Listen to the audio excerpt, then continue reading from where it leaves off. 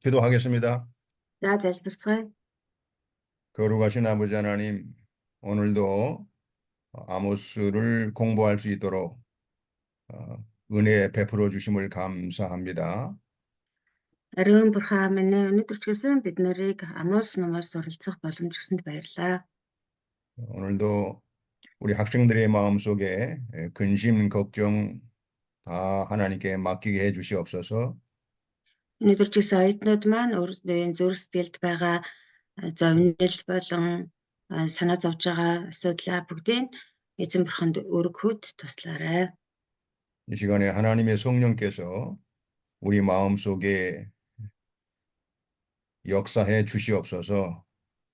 Энэ цагт бурханы ариун сүнс бидний зүрх сэтгэл дотор ажиллаа хийх болтугай. 하나님의 말씀을 잘 듣고 깨닫게 해 주시옵소서. Бурхан таны үгийг сайн сонсоод сайн ойлгоход туслаарай. 예수님의 이름으로 기도드리옵나이다. 예수의 нэрээр залбирanгуйч байна.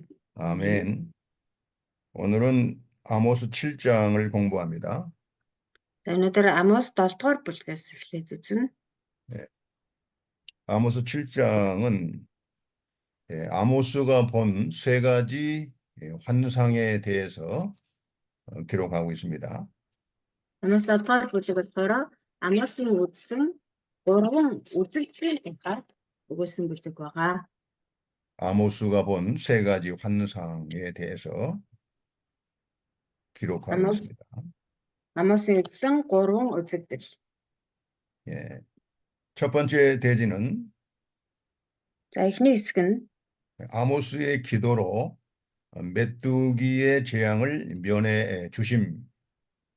Амосын залбирлаар царцааны гамшигаас хэлтрүүлж өгсөн нь. 아모스의 기도로 말미암아 이 메뚜기의 재앙을 면하게 해주셨다 그 말입니다.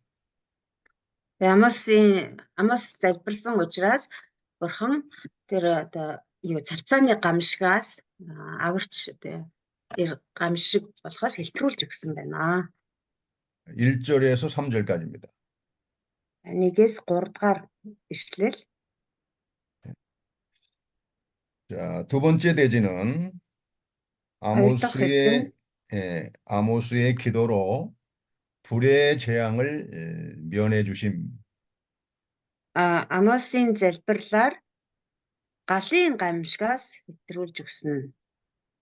4절로 6절입니다. 4-6 дугаар ишлэл. 다음 세 번째 대지. 자, 3 дахь нь 다림줄 환상으로 이스라엘 멸망을 예고함. тэгшлүүрийн тухай үзэгдлээр дамжуулан Израилийн сүрлийг зөвгөнсөн нь. 다림줄 환상으로 이스라엘의 멸망을 예고함. 7절로 9절입니다. 7-9 дугаар ишлэл. 네 번째 대지. 4 дахь хэсэг нь 제사장 아마시아가 왕에게 아모스를 반역자로 고발함.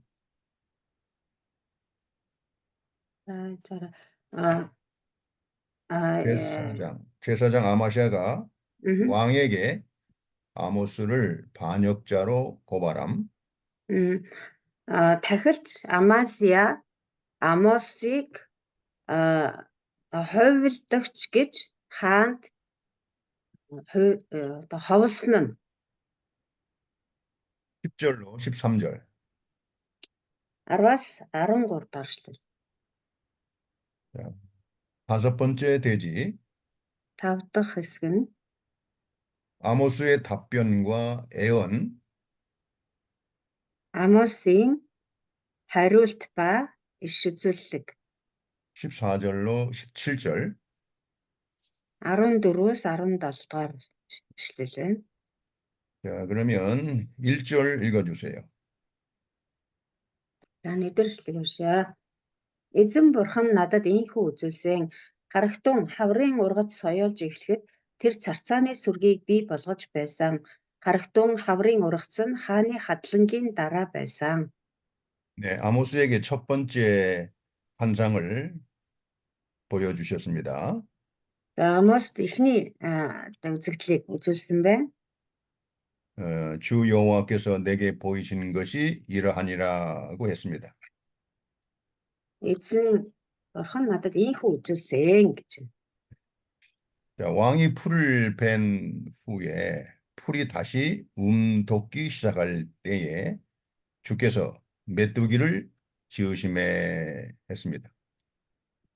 Хааны хадлангийн дараа эзэн царцааны сүргийг бий болгож байсан гэж байна.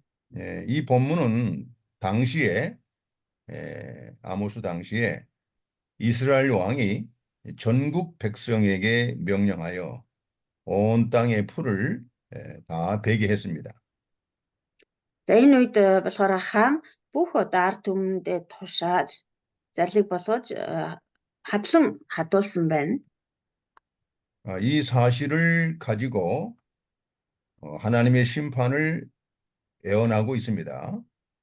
За энэ үйл явдал нь болохоор Бурханы шийтгэлийг урьдчилж илэрхийлж байгаа хэрэг.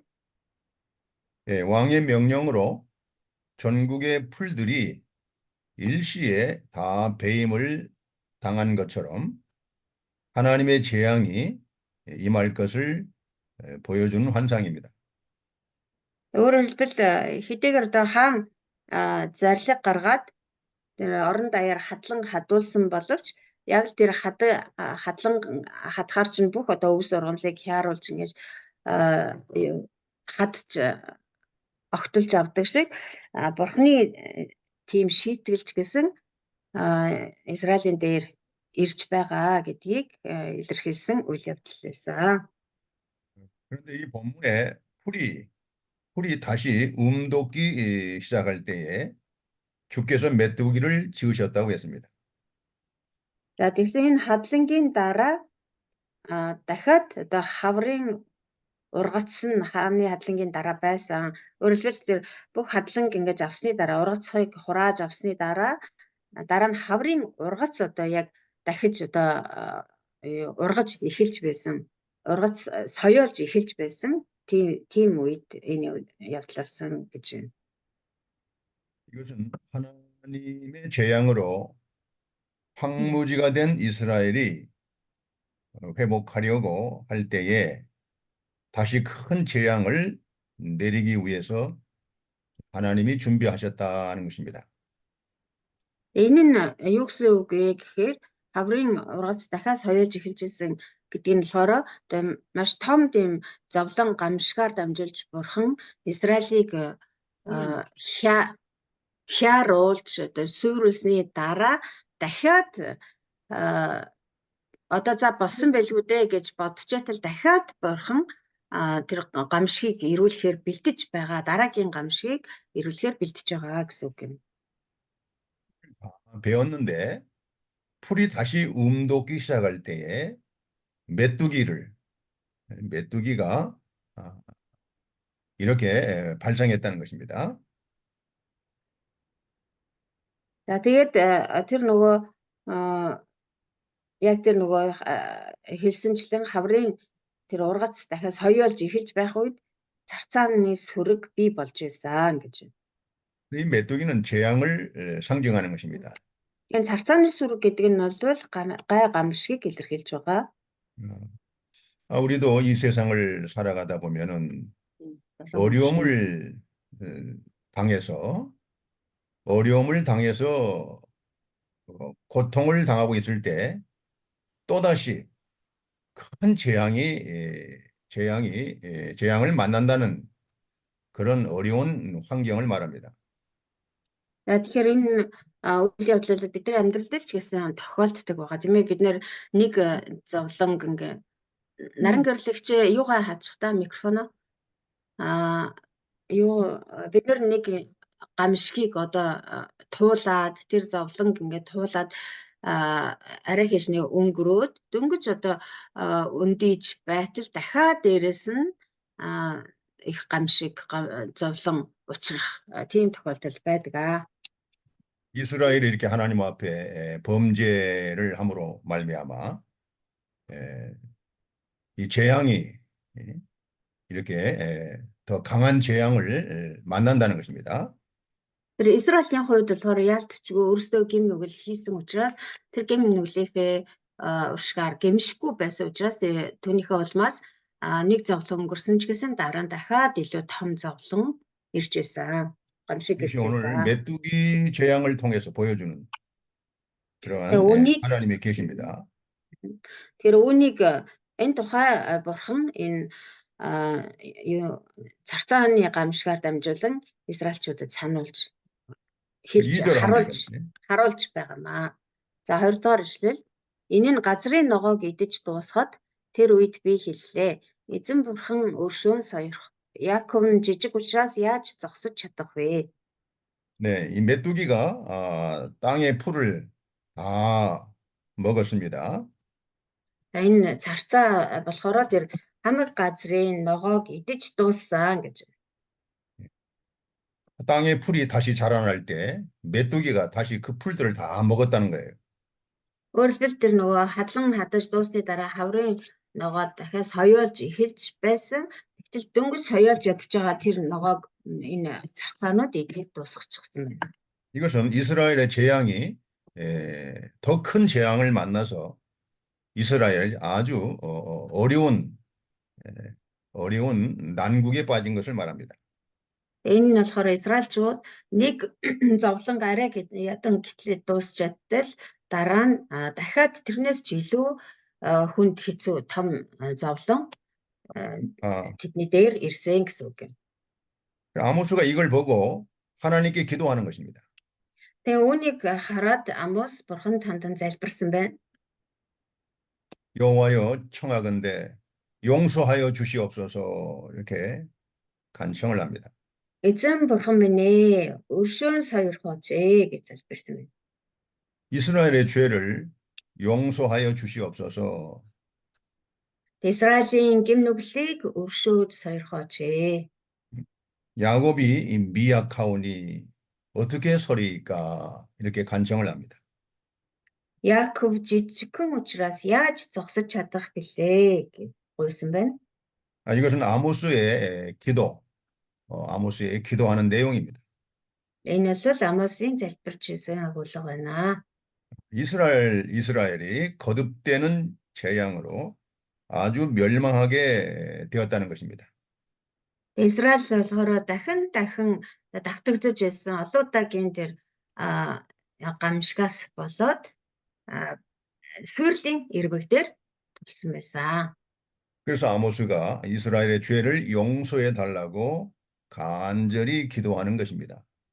Тийм учраас Амос Израилийн нүглийг уучлж өршөөгөөч гэж хичээнгүйлэн залбирсан байна. 이 교회에서도 이 교인들이 하나님의 징계를 당해서 어려움을 당할 때에 그 교회 목회자가 기도를 많이 해줘야 됩니다. Сүм чуулганы хувьд ч гэсэн хэрвээ одоо итгэгчдийн маань хэн нэгэн тийм ээ ингэж дахин ингээд гай зовлон төртөөд тийм дахин одоо хүнд хэцүү асуудал тулгараад байх юм бол одоо чуулганы ахлагч нар пасторууд тэр итгэгчийнхээ төлөө залбирч өгдөг байх хэрэгтэй. 징계를 받는 사람의 죄를 가슴에 품고 하나님 앞에 용서해 달라고 간절히 기도를 해야 됩니다. Амос Израилийн гэм нүглийг өөрийг шигээ одоо бодож тийм сэтгэлээр залбирсантай адилхан пастор ахлагч нарч гэсэн тэр итгэгчийнхээ тэр зовлон асуудлыг яг өөрийнхөө асуудал мэтээр зөрсдөлтэй дээж бурхнаас залбирэн гуйх хэрэгтэй. 교회 그 하나님의 일꾼들은 이 기도를 쉬면 안 됩니다. Чуулганы пасторууд ахлагч нар бол ерөөсөө залбирлаа тасалж болохгүй. Тэгээ залбирлаас амралт авна гэж ерөөсөө байж болохгүй. 고통당하는 성도들, 이 괴로움을 당하는 성도들, 환난과 고난을 당하고 있는 성도들, 그 불쌍히 여기셔서 하나님 앞에 기도를 해줘야 됩니다. Тэр зовж байгаа гэм нүглийнхээ одоо шийтгэлийг хүлээж зовж байгаа тэр арт түм бурхны арт түм буюу итгэгчтэй өршөж инэрч өрөвдөж инэрч залбирах хэрэгтэй. Өрөвдөж инэрх зүрх сэтгэлээр залбирах хэрэгтэй. 그 사무엘 선지자는 백성들을 위하는 기도를 쉬지 않았다고 했습니다.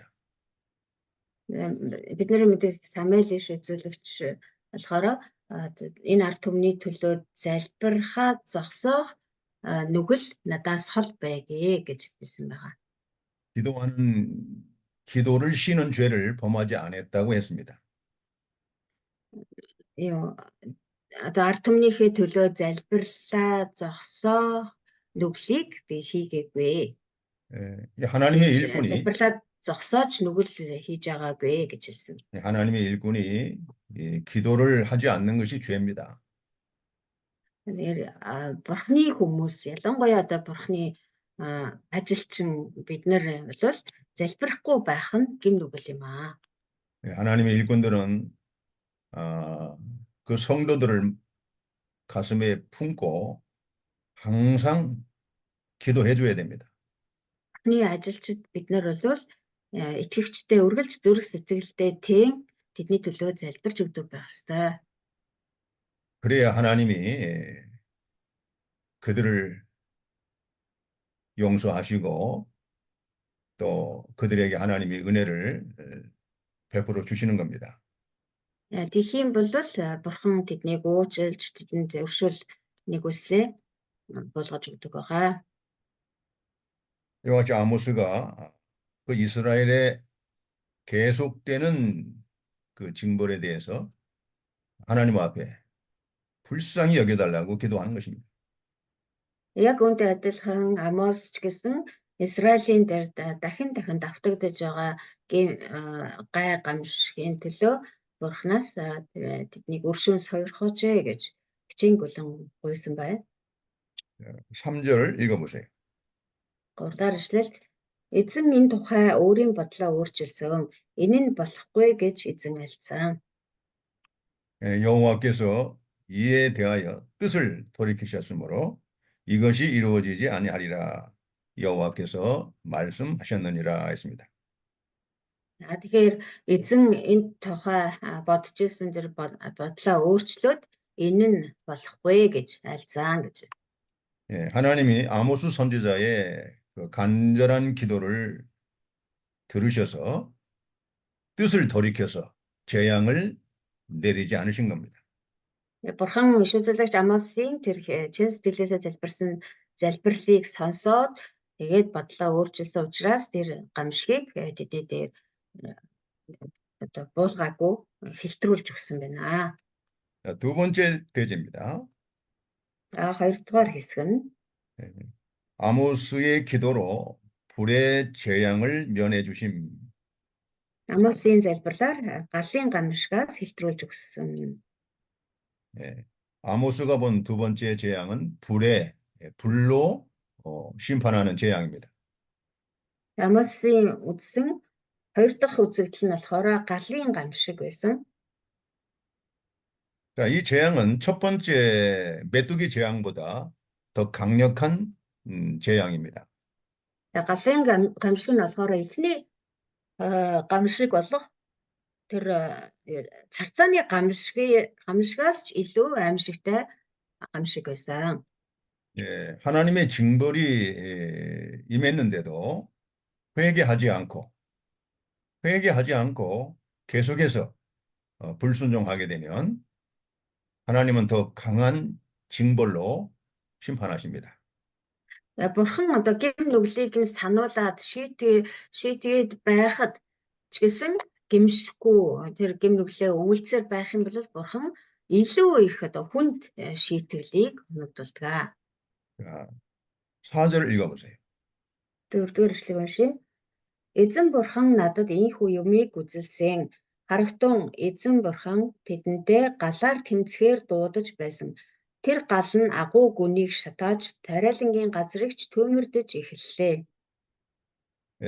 두 번째 아모스에게 보여준 환상은 불로 징벌하는 환상입니다. Хоёрдугаарт нь энэ бурханы үзүүлсэн гамшиг нь болохоор Амост үзүүлсэн гамшиг нь галаар 예, одоо бүх зүйлийг шатаасан тийм гамшиг байсан. 큰 불이 일어나서 바다를 삼키고 육지까지 이렇게 먹으려 하는 엄청난 불입니다. Тэр гал нь агуу гүнийг шатааж тариалан газрыг ч төмөрдөж эхэлсэн гэж. Агуу гүн гэдэг нь болохоор одоо далай тэнгисийг бүтээл шатаагаад тариалан газар буюу тэр хуурай газрыг ч гэсэн төмөрдөж галдан шатаад чадах тийм агуу том агуу их одоо төмөрийг хэлж байна. 예, 불이 얼마나 큰지 큰 바다와 육지까지 다 삼켜 버릴 정도로 엄청난 불입니다. Тэр гал нь болохоор жирийн нэг одоо хээрийн төмөр ч юм уу одоо нэг жижигхэн гал төмөр ч юм уу тийм маягийн төмөр биш бүр маш одоо өргөн цар хүрээг хамарсан үнэхээр одоо их төмөр байсан учраас бүр агуу гүнийг буюу тэнгис далай хүртэл шатааж тэр тариалан газар буюу хуурай газар төв дэлхийг ч гэсэн шатааж шатах хэмжээний том төмөр байсан. 그래서 5절 한번 읽어보세요. 5 дугаар ишлэл. Тэгэхэд би эзэн бурхан зогсоож өгөөч. Яаков нь жижиг учраас тэр яаж зогсож чадах вэ гэж хэллээ. 이 큰 불의 심판에 대해서 아모스가 기도하는 내용입니다. Тэр агуу их галын эсрэг Яаковын залбирсан залбирал байна. 아모스가 주 여호와여 청하건대 불의 재앙을 멈추게 해달라는 것입니다. Юу гэж залбирсан бэ гэхээр эзэн бурхан минь ээ зогсоож өгөөч гэж залбирсан. 야곱이 미약하오니 어떻게 설 수 있습니까? Яаков жижигхэн учраас тэр яаж зогсож чадах юм бэ? 자, 이렇게 간절히 하나님 앞에 기도를 하고 있습니다. Бас л чин сэтгэлээсээ бурхнаас залбирanгуйж байна. 아모스의 기도에 대해서 6절은 하나님이 응답해 주십니다. 6 дугаар ишлэлд болохоор бурхан Амосын залбиралд хариулж өгсөн байна. 6절 읽어보세요. 6 дугаар ишлэл эзэн энэ тухай өөрийн бодлоо өөрчилсөн. Энэ нь бас болохгүй гэж эзэн бурхан альлаа. 주 여호와께서 이에 대하여 뜻을 돌이켰다고 했습니다. Эзэн энэ талаар бодож исэн бодлоо өөрчилсөн гэж байна. 불의 큰 심판을 내리지 않겠다고 했습니다. Тэр их одоо гал төмрээр шийтгэн гэсэн шийтгэлээ буулгах болсон гэсэн. 주 여호와께서 이르시되 이것도 이루지 아니하리라 하고 응답해 주셨습니다. Энэ нь бас болохгүй гэж бурхан бас хариулж өгсөн байна. 자, 하나님의 아모스에게 두 번째로 보여주신 것은 불로 징벌하는 내용인데 하나님이 아모스의 기도를 들으시고 불의 재앙도 면해 주신 것입니다. Бурхан Амост үзүүлсэн хоёр дахь үзэгдэл нь бол одоо галын гамшиг байсан тийм их гал төмрээр Израилийг галдан шатаах болно. Далай тэнгисийг тэр эдлэн газрыг нүртэл ингэж шатаах болно гэсэн. Харин Амос залбирanгуйсан учраас бурхан түүнийг нь сонсоод тэр галын гамшигаас ч гэсэн Израилийг хэвлэлтрүүлж өгсөн байна. 이번에도 하나님이 아모스의 기도를 들으시고 그 뜻을 돌이켜 그 재앙을 내리지 않겠다고 하신 것입니다. Энэ удаад ч гэсэн бурхан Амосын залбирлыг сонсоод Амос залбирсан учраас түүний залбирлыг сонсоод бодлоо өөрчилж тэр шийтгэлийг буулгалгүй өнгөрсөн байна. 이렇게 아모스의 간절한 기도로 말미암아 이스라엘이 메뚜기의 재앙과 불의 재앙을 면했는데 그래도 이스라엘 백성들이 회개하지 않습니다. Ингэж Амосын залбирсан тэр чин сэтгэлийн хичээнгүй залбирлын ачаар царцааны гамшиг, галын гамшигаас хэлтрүүлэгдсэн боловч Израилийн ард түмэн урдын адил гэм нүглээ үйлцээр байсан. Ерөөсөө тэр гэмшиж ухаарахгүй байсан. 아모스 6장 3절에서 6절까지 한번 읽어주세요. 아모스 6장 3절로 6절. Амос 6-гийн 3-аас 6-аг уншия. Та нар гай гамшигын өдрийг хойшлуулж хүчирхийллийн суудлыг ойртуулж авчих уу? Та нар бол зааны ясан орнуудад хажуулж буудан дээрээ сунан хэвтэгчид бөгөөд сүргээс хургуудыг хашаан дундаас туглуудыг идэгчид юм. Мөн ятгын эгшигт тааруулан үг зохиож Давид шиг өөрсдөө зориулан дуу бичигчид юм. Тэд өөрсдөө хамгийн сайн тосоор тосолж тахилд хэрэгэлдэг аягнаас дар суудаг боловч Йосефийн балгаснуудын төлөө харж гашууддаггүй. 이와 같이 이스라엘 백성들은 하나님이 심판의 날이 멀었다. 하나님이 심판이 멀었다 하면서 방탕과 술 취함과 사치와 향락을 즐기고 있는 것입니다. Эндээс харахад ч гэсэн Израилийн ард түмэн эзний тэр шийтгэлийн өдөр хаач байсан тэр хизээ нэгэн цагт хожим хойно эрхэл байлгүй гэж бодож сэтгэлээ тайвшруулцгааж тэгээд одоо зааны ясан ор дээр сунаж хэвтэж одоо сүргээс хургуудыг нь хашаанаас туглуудыг идэг гэмчлэн тэгээд одоо найр цэнгэл хийж зугаа цэнгэл тансаглалд автаж гэм нүгэл үлдэн амьдарч байсан. 아모스는 하나님의 말씀을 깨달았기 때문에 반드시 가까운 시일 내에 얼마 안 가서 이스라엘에 하나님의 큰 심판 올 것을 내다본 것입니다. Харин Амос иш үзүүлэгчийн үед бол Бурхны тэр шийтгэлийн өдөр сүрлийн өдөр холгүй байгаа гэдгийг урьдчилан харж ирсэн учраас тэр одоо гамшигаас Израилийг яаж аврах уу гэж хамаг одоо ухаан бодлоо залбирлаа зориулж байсан. 세상 사람들은 이 세상이 언제까지나 아니라고 또 이렇게 방탕하고 사치하고 육신의 쾌락을 누리는 것처럼 생각하고 있습니다.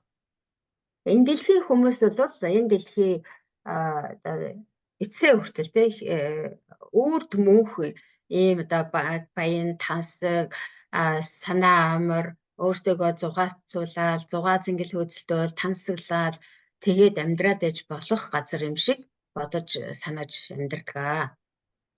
성경은 분명히 경고합니다.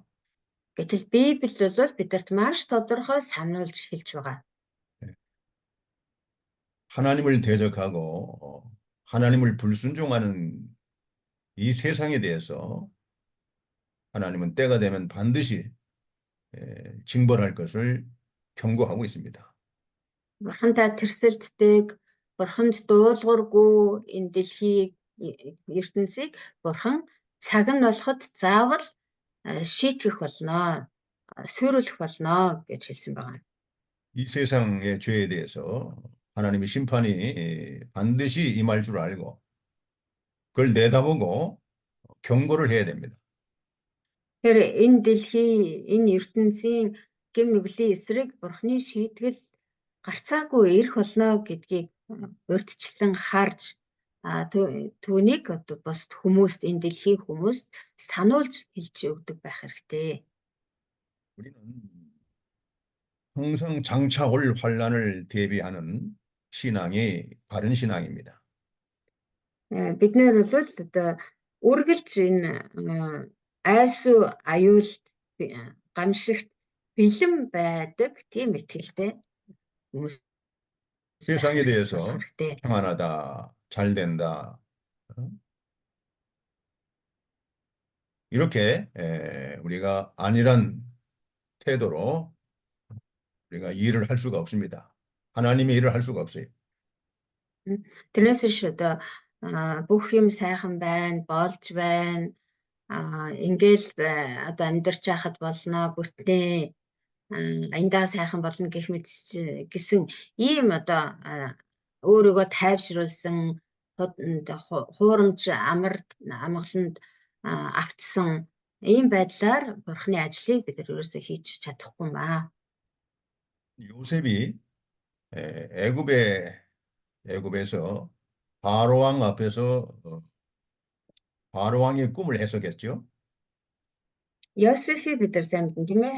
Фараон хаан Египтийн хаан фараоны өмнө очиод түүний зүүдийг тайлж хэлж өгдөг. 7년 꿈의 내용은 7년 풍년이 올 것이고 7년 풍년이 끝나면 반드시 7년 흉년이 온다고 해석했습니다. За тэгээд тэр зүүдний тайлс нь юу исэн бэ гэхээр эхний 7 жилд бол ариун их ургацтай жил байх болно. Харин энэ тэр 7 жилийн гүйцэсний дараа дахиад дараагийн 7 жил нь бол өсвөлнгийн жил байх болно. Өөрөөр хэлбэл ургац байхгүй, ган гацрагтай жил байх болно гэж 7 жил байх болно гэж тайлж хэлсэн. 그래서 바로왕과 그 바로의 신하들은 요셉을 통해서 그 하나님의 말씀을 듣고 요셉에게 그 모든 권한을 맡겼습니다. Тэгээд тэрийг сонсоод фараон болон тэр шадар түшмлүүд нь бүгдээрээ одоо Бурхны үг одоо Йосефээр дамжуулан Бурхны үг ирлээ гэж хүлээж авсан байгаа. Тэгээд тэр одоо гамшиг тэр одоо үйл явдалтай холбоотой бүх одоо эрх мэдлийг хинд Йосефт даалгаж өгсөн байгаа. 요셉이 총리가 되었죠. За тэгээд Йосеф ерөнхий сайд болсон. 요셉은 7년 풍년 하는 동안 잘 앞으로 올 그 7년 동안의 흉년을 잘 대비했습니다. Тэгээд Йосеф тэр шадар сайд болсон ерөнхий сайд болсныхаа дараа эхний одоо 7 жилд ариун ургац аавна гэсэн тийм ээ. Тэгээд тэр ургацын жилүүдэд дараагийн 7 жил болох тэр өсвөлөн ган гацрагт бэлтгэх ажлыг маш сайн хийсэн байна. 우리는 하나님의 말씀대로 평안할 때 우리가 앞으로 장차 올 하나님의 환난과 심판을 잘 깨어서 대비해야 됩니다. Бид нар ч гэсэн адилхан амар тайван сайн сайхан амьдарч байх үедээ цаашид ирэх тийм ээ тэр гай гамшигт бэлтгэж амьдрах хэрэгтэй юм аа. 21장 34절로 36절 보시기 바랍니다. 누가복음 21장 34절로 36절 Лук номын 21-ийн 34-өөс 36-ыг уншия. 읽어보세요. 네. Лук 21-ийн 34-өөс 36. Та нарын зүрх сэтгэл хит идэж уух явдал согтуурал болон амьдралын санаа зовнилоор дарамтлагдахгүй тулд болгоомжлогдсон. Тэрхүү өдөр та нар дээр хавхан буух мэт гинт ирнэ. Энэ нь газрын бүх гадаргаар нутаглагсдын дээр ирэх болно. Харин хүний хүүгийн өмнө зогсох мөн болох гэж буй энэ бүхнээс зайлсхийх хүч чадалтай байхын тулд залбирч ямагт сэрэг байгтун гэв. 이건 예수님께서 경고하신 내용입니다. Энэ болохоор Есүсийн сануулж хэлсэн үг байна. 자, 하나님이 온 지구상에 거하는 모든 사람에게 하나님이 환란이 올 것을 말씀하고 계십니다. Энд өгүүлснээр газрын бүх гадаргаар нутаглагсдын дээр Бурхны тэр гамшиг хуух болно. 그러므로 이 날을 대비하라는 것입니다. Тийм учраас тэр өдөр бол ирэх болно. Тэр өдөрт та нар удаас бэлтгэцгээе гэж хэлсэн байна. 36절에도 이러므로 너희는 장차 올 이 모든 일을 능히 피하고 인자 앞에 서도록 항상 기도하며 깨어 있으라는 것입니다. 36 дахь эшлэлдэр харин хүний хүүгийн өмнө зогсох мөн болох гэж буй энэ бүхнээс зайлсхийх хүч чадалтай байхын тулд та нар үргэлж залбирч ямагт сэргэг байцгаа гэж хэлсэн байна. 우리 하나님의 일꾼들은 항상 기도하며 하나님 앞에 깨어 있어야 됩니다. Бурхны ард түмэн бид бол үргэлж залбиралд ба сэргэг байдлаар Бурхны өмнө байх ёстой. Үргэлж залбирдаг, үргэлж сэргэг байх ёстой. 항상 스스로 조심하라는 것입니다. Үргэлж залбирч сэргэг байна гэдэг нь үргэлж одоо өөрийгөө одоо сэргийлж явах хэрэгтэй.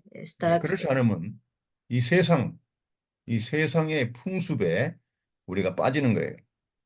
Тэгэж өөрийгөө сэргийлж сэрэмжтэй байж өөрийгөө хамгаалж чадахгүй бол энэ дэлхийн одоо тэр ёс заншилт тэр одоо юу уур амьсгалд бид нар амархан автдаг гэсэн үг юм. 이 세상은 하나님의 심판이 올 줄을 모르고 그걸 깨닫지 못하고 방탕과 술 취함과 생활의 염려로 마음이 둔해진다고 했습니다.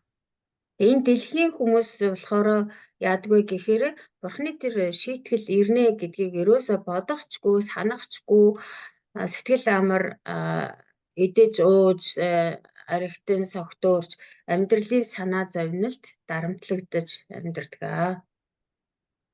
이렇게 세상에 빠져 있는 사람들은 하나님의 심판이 덕과 같이 피할 길이 없는 거예요. 여러분, 쥐가 쥐덫에 걸렸을 때 피할 수 있습니까? 피할 수가 없어요. Тэгэхээр ингэж одоо энэ дэлхийн явдалд автаж энэ дэлхийн явдалд ингэж одоо уусаж амьдарч байгаа хүмүүс Бурхны тэр шийтгэлээ өдөр ирэхэд яг л хавханд орсон мэт болох болно. Бид нэр хавх сайн мэднэ тийм ээ, хулган ингээд хавханд орчхороо тэр хавхнаас болтох харахгүй болдог шүү дээ. 그래서 하나님의 일꾼들은 세상에 대해서 그 죄에 대해서 하나님의 심판의 경고를 분명히 해야 됩니다. Тэгэхээр Бурхны ажилчид бид нар бол ялангуяа энэ дэлхийн хүмүүст тэр Бурхны тэр шийтгэлийн өдөр ирэх болно гэдгийг үргэлж сануулж амьдрах ёстой. сануулж өгч явах хэрэгтэй. 그래서 우리가 요한복음 3장 16절 Иохан 3:36 하나님의 심판을 피할 수 있는 3:16 Иохан 3:16 за Бурхны тэр шийтгэлээс хэлтэрч болох хэлтрэх арга нь юу вэ? 자, 이것이 바로 하나님의 심판을 피하는 길이 바로 예수님을 믿고 영접하는 것입니다. Бидний сайн мэддэг ишлэл байна тийм. Энэ Бурхны буулгах тэр шийтгэлээс зайлсхийх арга нь бол Бурхны хүүд итгэж мөнх амийг олж авах. Энэ тэр шийтгэлээс 성경에 хэлтрүүлэгдэх цорын ганц арга юм аа. 요한복음 3장 16절은 성경 전체의 요절 말씀이에요. 가장 중심적인 말씀입니다. Тэгэхээр Иохан 3:16 бол энэ бүхэл бүтэн Библийг тэр чигт нь ингэж базаж хэлсэн товчилсан нэг ишлэл дотор товчилсан ишлэл байгаа. Хамгийн чухал одоо гол зүрхэн болсон ишлэл гэж хэлж болно. 이 세상을 하나님이 이처럼 사랑했다고 했습니다. 이 세상이 지금 방탕과 술 취함과 생활의 염려, 하나님을 대적하는 세상이에요. Тэгэхээр энд Бурхан ертөнцийг үнэхээр хайрлсан гэж байгаа. Энэ ертөнц нь ямар ертөнц юм бэ гэхээр нөгөө түрүү хэлсэнчлэн архитэн согтуураад Бурханы шийтгэл хаа байсан, ирэх болоогүй гэж Тэгээд бас энэ дэлхийн амьдралын санаа зовнилд бүр дарлуулчихсан тийм одоо дэлхий байгаамаа. Тийм ертөнц байгаа юм. 이 세상을 예? 이 세상에 있는 하나님의 택한 백성을 구원하시기 위해서 독생자를 보내주신 것입니다. Тэгэхээр тийм дэлхий, тийм ертөнцид байгаа өөрийнхөө сонгосон хүмүүсийг аврахын тулд Бурхан цорын ганц хүүгээ илгээсэн гэж байна. 그는 그를 믿는 자마다 멸망하지 않고 영생을 주신다는 것입니다. Тэгээд тэр хүүд нь итгэсэн хинч мөхөхгүй харин мөнх амьтаа болно. Тэр Бурханы шийтгэлээс илтрүүлэгдэх болно.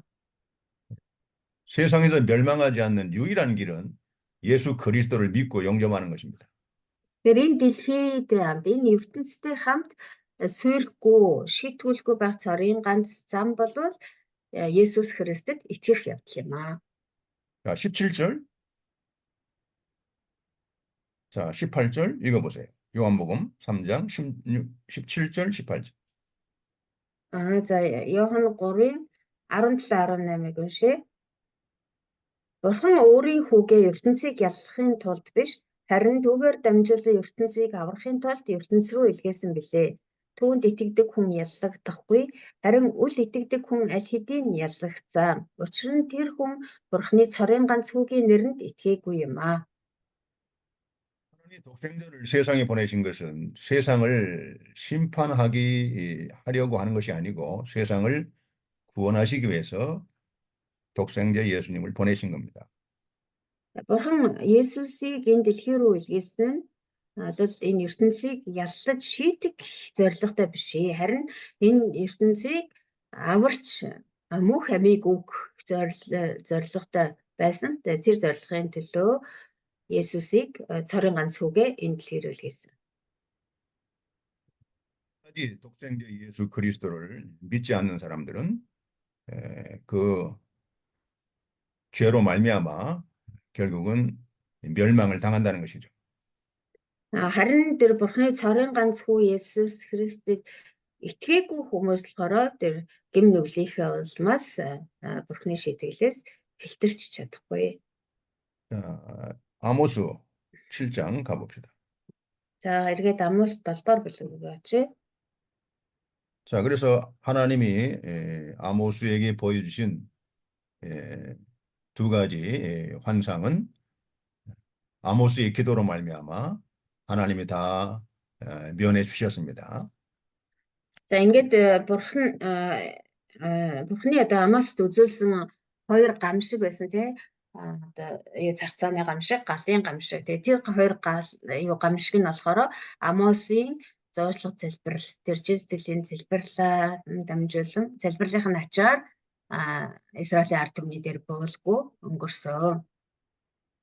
이스라엘 백성들은 하나님이 용서해 주시고 그 재앙을 면하게 해 주신 그 하나님의 은혜를 또 배반합니다.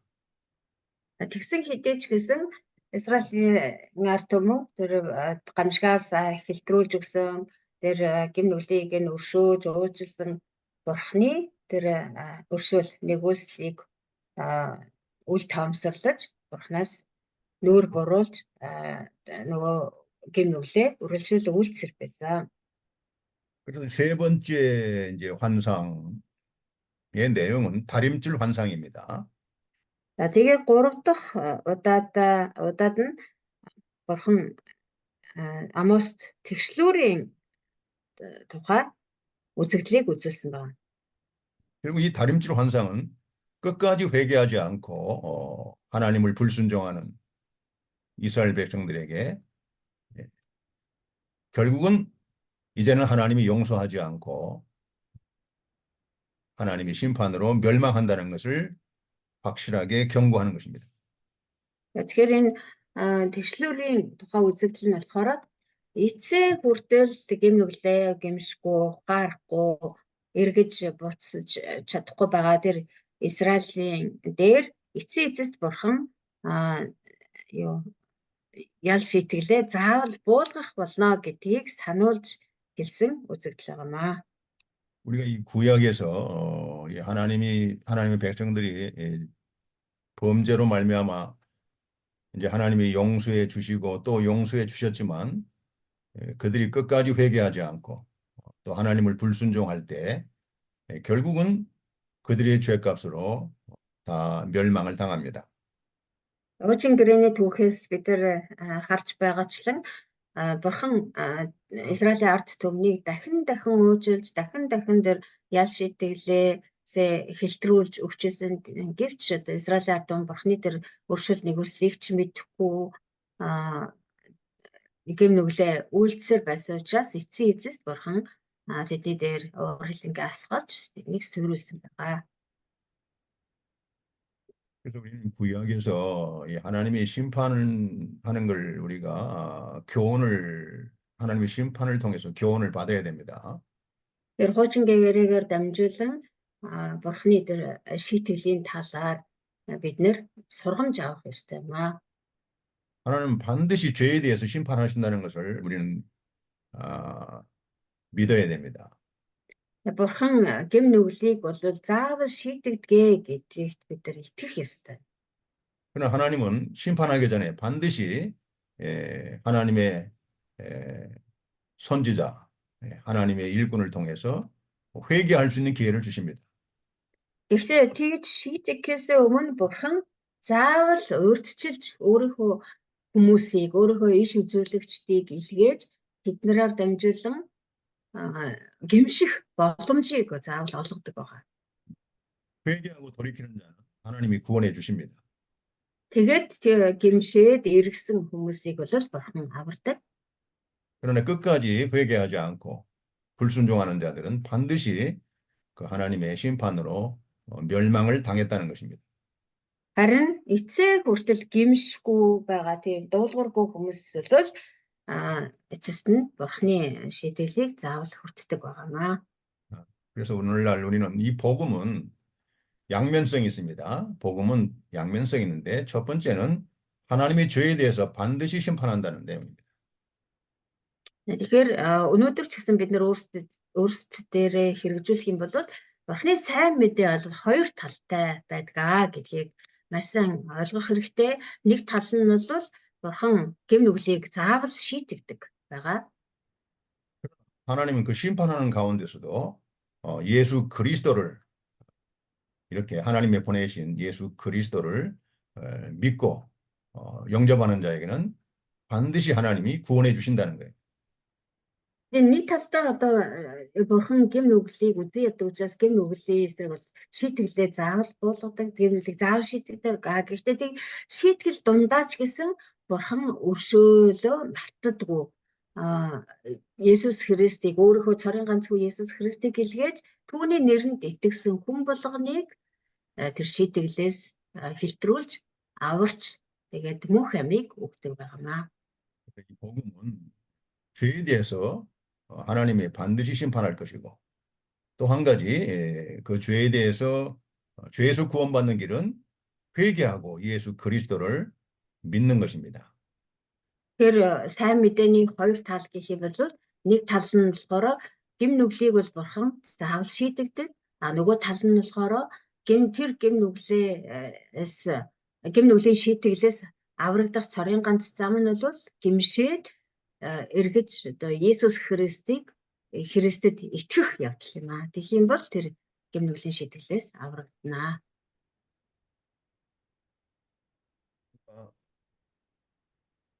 기도합니다. залбирая. 거룩하신 아버지 하나님, 우리 학생들 가운데 질병 때문에 고통당하는 자들이 있다면 하나님 불쌍히 여기셔서 치료해 주시옵소서. Манай оюутнуудын донд өвчний улмаас зовж байгаа хүмүүс байгаа болвол та өрөвдөж, өршөөж, эдгэж өгөөч. 또 마음속에 이 죄 때문에 근심하고 걱정하는 학생들이 있다면 다 회개해서 하나님의 은혜로 용서를 받고 평안한 마음으로 하나님의 일을 할 수 있도록 도와주시옵소서. Бас зүрх сэтгэл дотроо байгаа гэм нүглийн улмаас зовж шаналж байгаа хүмүүс байгаа болвол гимшээд эзэн бурхан руугаа ирээд тэгээд уучлалыг олоод санаа амар, сэтгэл амар таны үйлчлэлийг хийхэд тусаач. 우리 가운데 여러 가지 어려운 사정이 있다면 하나님 아버지 불쌍히 여기셔서 우리 하나님이 도와주셔서 다 해결할 수 있도록 하나님 은혜를 베풀어 주시옵소서. Бусад янз бүрийн шалтгаанаар хэрвээ янз бүрийн асуудал, бэрхшээл тулгарсан оюутнууд байгаа бол эзэн бурхан та өршөөлөө буулгаж өгч эзэн таны тусламжтайгаар тэр бүх асуудлууд шийдэгдэхэд туслаач. 몽골에서 하나님의 교회를 맡아서 일하는 주의 일꾼들을 우리 하나님이 복 주시고 은혜 주시고 잘 되도록 우리 하나님이 함께 해 주시옵소서. Монголд байгаа эзэн бурхан таны сүм чуулганыг хариуцсан үйлчилж ажилдаж байгаа өөрийнхөө бүх зарц нарын дээр эзэн та ивэл нэгүслээрээ хамтаж бүхий л асуудал сэтгэлийн завинлыг нь та шийдэж буцаан сэргээж 또 өгөөч. 하나님의 말씀이 잘 듣고 깨달아질 수 있도록 도와주시옵소서. Бас бид бүхэн эзэн бурханыхаа үгийг сайн сонсож сайн ойлгоход туслаарай. 예수님의 이름으로 기도드리옵나이다. 예수의 нэрээр залбирanгуйч. 아멘. 자, 아모스 7장 세 번째 대지입니다. За Амос 7 дугаар бүлгийн 3 дахь хэсэг, 3 дугаар хэсэг. 예. 아모스가 다림줄 환상으로 이스라엘의 멸망을 예고하고 있습니다. Амос энэ тэгшүүрийн тухай үзэгдлээр дамжуулан Израилийн сүрлийг сануулж хэлж байгаа. 7절 읽어보세요. 7 дугаар эшлэг уншия. Тэр надад ийхүү үзүүлсэн. Харагтун эзэн босоо ханны дэргэд өөрийн мотортаа тэгшлүүрийг барин зогсож байлаа. 네. 자, 이 7절 내용은 이 다림줄을 본 환상을 기록하고 있습니다. 7 дугаар эшлэл дээр энэ тэгшлүүр бурхан тэгшлүүр барай зогсож байхыг Амос үзэгдлээр үзсэн гэж байна. 자, 이 다림줄을 가지고 쌓은 담 곁에 주님께서 손에 다림줄을 잡고 계시는 걸 보여주시는 겁니다. Нэгэн босоо ханны дэргэд бурхан мотортаа тэгшлүүр бариад зогсож байхыг Амос харсан байна. 자, 8절 한번 읽어보세요. 8 дугаар эшлэл. Эзэн надад Амосоо чи юу харж байна вэ гэхэд би тэгшлүүр гэв. Тэгэхэд эзэн харагтун би өөрийн ард түмэн Израилийн дунд тэгшлүүрийг тавих гэж байна. Би тэднийг цаашид гэлтрүүлэхгүй. 여호와께서 아모스에게 네가 무엇을 보고 있느냐 이렇게 물으십니다. Эзэн Амосоос чи юу харж байна вэ гэж асуусан. 아모스가 대답하되 다림줄입니다라고 합니다. Амос хариуд нь тэгшлүүр гэж хариулсан байна. 그러니까 주님께서 이르시되 내가 다림줄을 내 백성 이스라엘 가운데 두고 다시는 용서하지 아니하리라고 하셨습니다. Тэгснээ дараа бурхан харагтун би өөрийн ард түмэнд Израилийн дунд тэгшлүүрийг тавих гэж байна. Би тэдийг цаашд хэлтрүүлэхгүй гэж хэлсэн. 여기 다림줄을 띄우고 쌓은 담은 똑바로 단단히 쌓은 담을 가리킵니다. За тэгээд энэ 7 дугаар ишлэлдэр болохоор эзэн босоо ханны дэргэд мотортаа тэгшлүүр барай зогсож байсан гэж байгаа тий. Тэр тэгшлүүр барай тэр босоо ханны дэргэд зогсож байсан гэдэг нь босоо хан гэдэг нь бол яг тэр бурхны барьсан тэгшлүүрийн дагуу зөв тэгшхэн баригдсан ханыг хэлж байгаа. 하나님의 진리, 하나님의 진리로 세운 그 이스라엘 나라를 상징합니다. Энэ яг Бурхны тэгшлүүрийн дагуу баригдсан тэр босоо хам гэдэг нь болохоор яг Бурхны тэгшлүүр гэдэг нь Бурхны үннийг хэлж байгаа, үнний үгийг хэлж байна. Харин босоо хам гэдэг нь болохоор яг тэр үнний үгийн дагуу зөв одоо амьдарч байгаа, зөв босгон байгуулагдсан Израилийг зөвлөж хэлж байгаа юм аа. 다림줄은 그 영적으로 말하면 하나님의 진리, 하나님의 말씀을 가리키는 것입니다. Өөрөөр хэлбэл тэгшлүүр гэдэг энэ багаж бол нөгөө тэгш ус гэж нэрлэдэг тийм энэ барилгын юу хэрэгсэл байгаа. Тэгээд энэ тэгшлүүр гэдэг багаж бол хүнсний хувьд бол Бурхны үнэн буюу Бурхны үгийг хэлж байгаа юм. 그래서 이 이스라엘 나라는 하나님께서 하나님의 말씀으로 하나님만 섬기도록 세운 나라입니다. Тэр Израиль гэдэг улс бол анхнаасаа яг Бурхны үгээр зөв босгон байгуулагдаж зөв амьдрах ёстой тийм улс байсан. 그래서 똑바로 단단히 세운 이 담은 하나님의 진리로 이스라엘 나라를 하나님이 세웠다는 것을 보여주는 겁니다. Тэр босоо ханны дэргэд Бурхан тэгшлүүр бариад зогсчихсан гэдэг нь бол Израилийг Бурхан анх бол яг л тэр өөрийнхөө үгнээс нь ерөөсөө зөрөөгүй гажаагүй яг тэр тэгшлүүр буюу үнний үгийн дагуу тэгшхэн зөв баригдсан тэр босоо хан мэд тийм улс байхаар анх төлөвлөсөн тэгж жаах одоо гаргаж ирж Израилийг ашигласан байгаа. 여러분 알다시피 이 다림줄은 이 건물을 세울 때 사용하는 이 추가 달린 그 줄입니다. Тэгэхээр та нар сайн мэдж байгаа тийм энэ тэгшлүүр гэдэг багжийг барилга барихад байшин барихад хэрэгэлдэг. Одоо тэр байшин зөв юу тэгшхэн өрөвдөж гэнэ үү, хам нь дали байна уу, тэгшхэн байна уу гэдгийг ингээд тэг нэг уяа байдаг шүү дээ. Дундаа доороо юм хүндрүүлэгчтэй. Тэгээд улс уяа ингээд байдаг.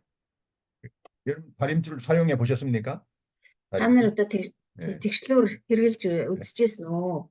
Тэгш ус, тэгш ус гэж нэрлэдэг. 이 건물을 지을 때 반드시 이 다림줄이 필요합니다. 그래야 건물을 똑바로 세워 나갈 수가 있어요. Ямар ч байшин барихад бол энэ тэгшлүүр заавал хэрэгтэй байдаг. Тэгээд тэгшлүүр байж ижил тэр хан тэр байшин тэгшхэн зөв баригддаг. 근데 이 다림줄은 건물을 세울 때만 쓰는 게 아니고 건물을 철거할 때도 허물 때에도 다림줄을 사용합니다. Гэхдээ энэ тэгшлүүрийг зөвхөн байшин барихад л зөвхөн ашигладаг гэж байшин одоо нураахад ч гэсэн хэрэгэлдэг байгаа. 자, 근데 오늘 여호와께서 다림줄을 손에 잡고 쌓은 담 곁에 서셨다고 했습니다. Тэгээ өнөөдрийн энэ юун дээр үзэгдэл дээр болохоор Бурхан босоо хамны дэргэд мотортаа тэгшлүүр байран зогсож байсан гэж. 담을 쌓기 위해서 서신 게 아니고 이미 쌓아진 담 곁에 다림줄을 잡고 주님께서 서 있는 것입니다. Тэгээ энэ үзэгдэл дээр болохоор Бурхан одоо босоо хамны дэргэд өөрөөр хэлбэл одоо босчихсон, баригдчихсан хамны дэргэд тэгшлүүр бариад зогсож байсан гэж байна. Энэ болохоор одоо хан ингээд байж гинэ гэдэг чинь аль хэдийн тэр ханыг барихын тулд тэр тэгшлүүр барьж байгаа биш. Аль хэдийн баригдчихсан ханны дэргэд ямар нэгэн зорилготойгоор тэр тэгшлүүрийг бариад зогсож байгаа хэрэг байна. 자, 이것은 전에는 이스라엘 백성들이 순종을 잘 할 때는 하나님의 말씀을 잘 순종할 때는 하나님이 이스라엘 나라를 다림줄을 세워서 견고하게 잘 세워줬습니다. Урд нь болохоор Израильчууд Бурханд дуулууртай Бурханы үгийг дагаж амьдардаг байх тэр үед бол Бурхан тэр тэгшлүүрээ бариад тэр тэгшлүүрээрээ Израилийг маш бат бих хам хэрэм мэтээр босгон байгуулж өгдөг байсан. 근데 그 주님께서 이제는 이스라엘 나라를 심판하시기 위해서 다림줄을 이렇게 들고 손에 들고 서 계신 것입니다. Харин одоо энэ тохиолдолд болохоор бурхан аль хэдийн баригдсан тэр босоо ханны дэргэд гэдэг нь одоо тэр баригдсан байгуулагдсан Израиль улсын дэргэд түүнийг шийдэхийн тулд нураахын тулд тэгшлэр бариад зогсож байгаа юм аа. 이것은 하나님이 심판하시겠다는, 이제는 하나님의 말씀대로 이스라엘 나라를 하나님이 심판하시겠다는 것입니다. Өөрөөр хэлбэл бурхан тэгшлүүрээр буюу өөрийнхөө үгээр Израилийг шийтгэх болно гэдгийг яагаад шийтгэхээр эргэлт батсалдаггүй шийдсэн гэдгийг илэрхийлж байгаа. 이걸 볼 때도 우리가 한 나라가 세워지고 그 나라가 멸망하는 것도 다 하나님의 손에 달린 것입니다. Энэ бүхнээс харахад ч гэсэн альва улс ямар ч улс гүрэн босгон байгуулагдахгүй эсвэл эвдэрч сүйрч мөхгүй гэдэг нь бурхны моторт байдгийн байна. бурхны мотроос шалтгаалт юм байна гэдгийг харж байна. 그래서 하나님이 집을 세워 주시기도 하고 또 그 집을 무너지게도 하시고 하나님의 손에 달려 있어요. бурхан гэрийг босгон барих уу эсвэл эвдэж сүйтгэхгүй гэдэг нь бол бурхан л шийддэг. бурханы л мэдлийн хэрэг юм аа. 하나님께서 이스라엘 백성들이 처음에 하나님의 말씀을 잘 순종하고 따를 때는 하나님이 그 나라를 견고하게 잘 세워주었습니다. 잘 되도록. Израильчууд анх бурханыг дуулууртай дагдаг, бурханы гэрээг биелүүлдэг, сахин биелүүлдэг байх тийм үед нь бол бурхан Израилийн улсыг маш хүчрхэг болгон босгон байгуулж өгчээсэн. 그리고 이스라엘 백성들이 여러 차례 하나님 앞에 범죄했어도 하나님이 다 너그럽게 용서해 주셨습니다. Тэгээд Израильчууд олон удаа бурханы өмнө гим нүгэл үйлдэж үйлцэн гим нүглээ дахин давтаж байсан боловч бурхан Израильчуудыг тэр болонд нь уучлж, шүршүүж, хэлтүүлж байсан. 그래서 앞에 두 가지 환상 있죠. 메뚜기 환상과 이 불의 환상은 이스라엘 백성들의 죄를 다 하나님이 너그럽게 용서해 주신 것입니다. Түрүүний хоёр гамшиг байгаа шүү дээ, тийм ээ. Царцааны гамшиг болон галын гамшигаас хэлтрүүлж өгсөө. Одоо тэр бодлоо өөрчлөөд тэр гамшиг буулгахгүй гэж хэлсэн ба. Энэ нь болохоор тэр одоо түүхийн явцад Израильчууд бурхны өмнө олон удаа гим нүгэл үлдчихсэн, ерөөсөө гимшдэг байсан, гим нүглээ дахин үлддэг байсан. Энэ бүхнийг нь бурхан тэр болгонд нь уужилж, хэлтрүүлж өгчээсэн гэдгийг илэрхийлж байгаа. 그래도 이스라엘 백성들이 하나님의 은혜를 모르고 하나님을 끝까지 배반하고 하나님을 거역하고 불순종하는 것입니다. Тэгж уужилж өршөөгөө байхад Израиль ард юм ерөөсөө тэр бурхны тэр хайр нэгүүлсийг ойлгохгүй хөсөр хайж тийм ээ гим нүглээсээ эргэж буцахгүй гимшихгүй эцэг хүртэл нүглээ үлцэх хിവэрэ байсан. 세 번째 환상, 다림줄 환상은 이제는 더 이상 하나님이 용서하지 않고 이제는 이스라엘을 심판해서 멸망시키겠다는 그 경고입니다.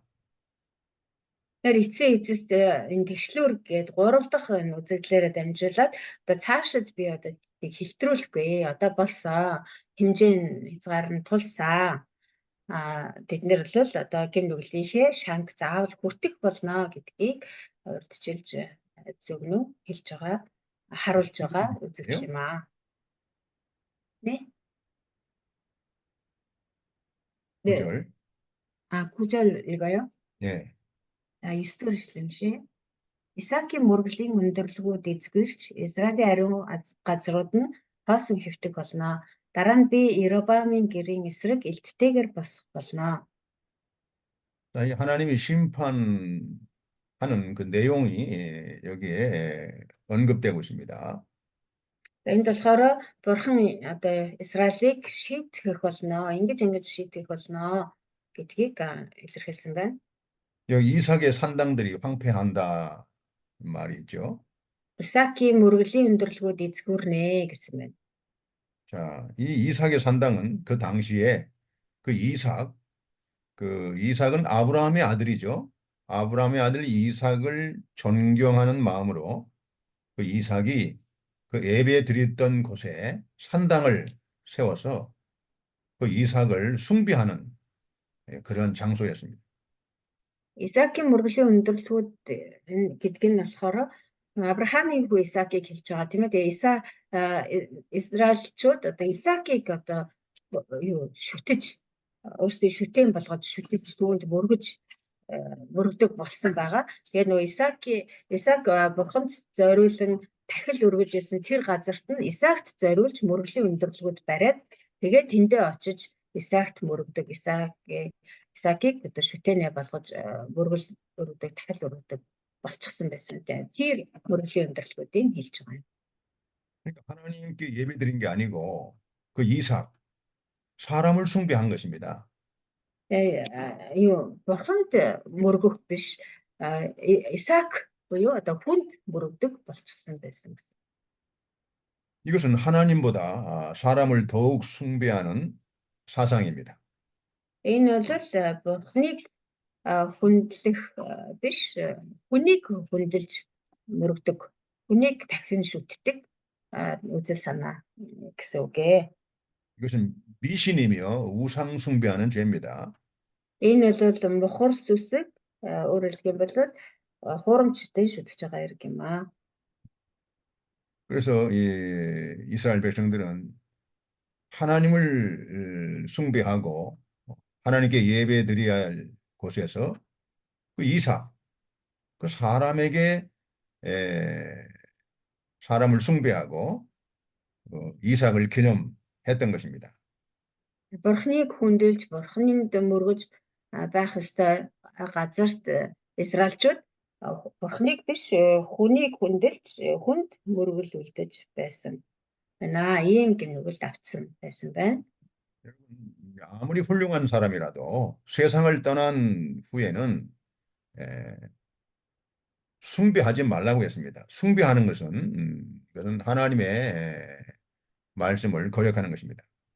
Тэгэхээр одоо энэ дэлхийн хүмүүс донд өчнөө л одоо гайхалтай баатарлагч гэх юм уу эсвэл сод мэргэн ухаантай ч гэдэг юм уу тийм мундаг ахуй хүмүүс байсан шүү дээ. Тэгээ тийм хүмүүсийг одоо нас барсан хойнонд дахин шүтэж тийм хүнийг одоо хүндлэн мөргөж тийм ээ дахин шүтнэ гэдэг бол бас 그래서 이 기독교가 이 복음이 들어가는 곳에는 우상이 없어집니다.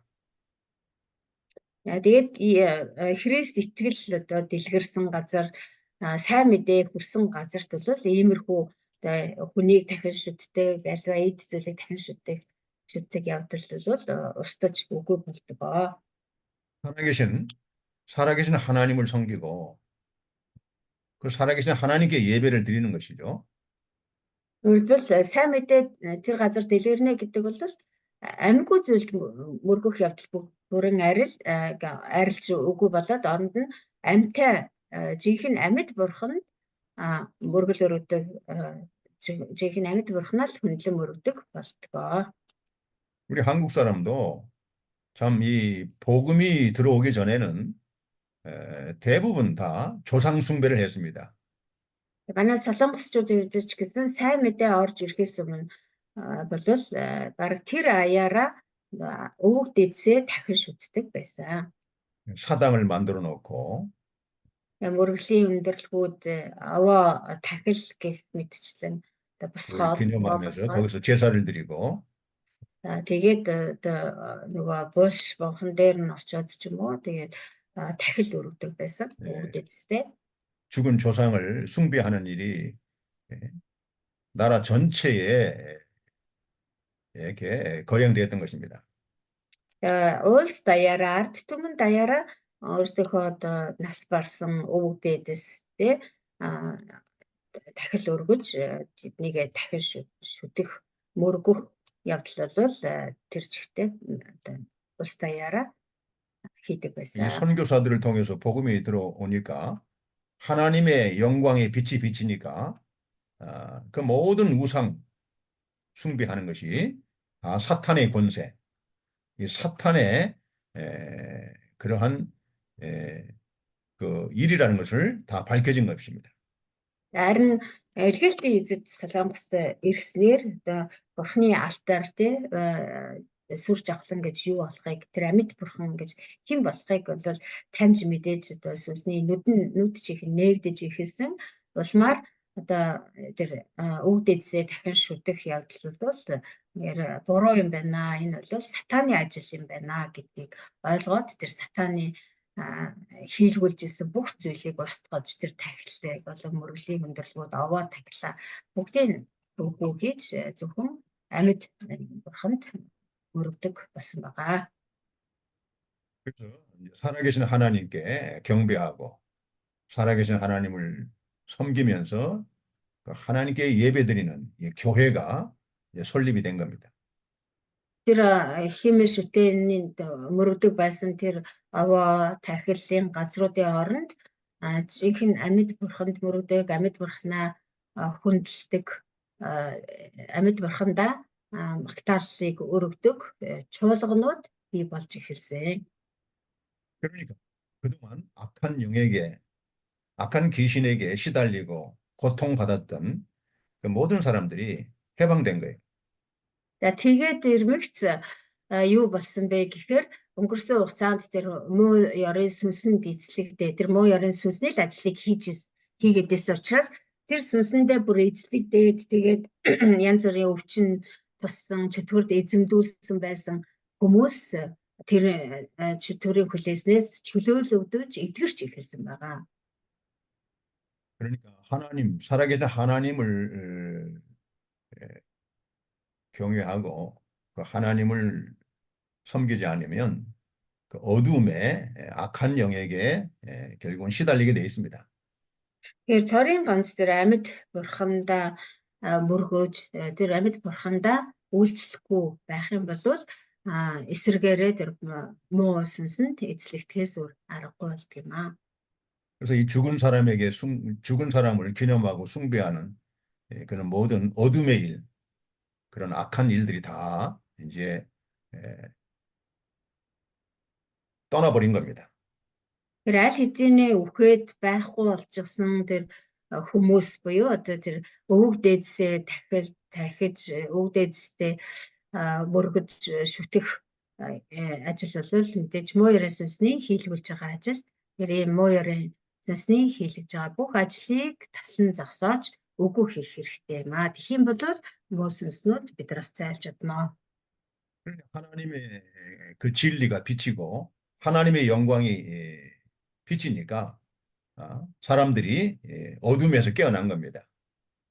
Тэгээд бурхны үг биднийг гэрэлтүүлж бурхны алдар биднийг гүйгүүлж эхлэхээр тэр харанхуй ажлууд харанхуй хүлээсээр хүлэгдсэн байсан бид нэр чөлөөлөгдөж эхэллээ. 그리고 살아계신 하나님을 섬기고 그분을 예배하니까 하나님께서 은혜를 주시고 축복해 주시고 하나님이 대한민국을 이렇게 잘 살 수 있도록 축복해 주신 거예요. 발전할 수 있도록. Тэгээд амьд бурхандаа үйлчлээд амьд бурхнаа хүндлэн мөргөдөг болсон болохоор бурхан ч гэсэн үүнийг таалаад тэгээд Солонгос улсыг өнөөдрийн энэ хөгжил цэцэглэлт хүртэл живээж өрөөлж өгсөн байгаа. 시달리고 귀신들에게 붙잡혀 있는 그런 많은 사람들이 예수님의 이름으로 구원을 받고 진정한 자유를 얻게 된 것입니다. Чөтгөрт эзэмдүүлсэн байсан, чөтгөрийн ажлаас болоод янз бүрийн өвчин эмгэгт баригдсан байсан олон одоо Солонгосын ард түмэн чөтгөрийн хүлээснээс чөлөөлөгдөж эдгэрлийг олсон байгаа. 할렐루야. 예수 그리스도, 할렐루야, 예수 그리스도. 그 예수님의 이름을 부르고 외치니까 나라가 어? 밝아지고 깨끗해지고 어?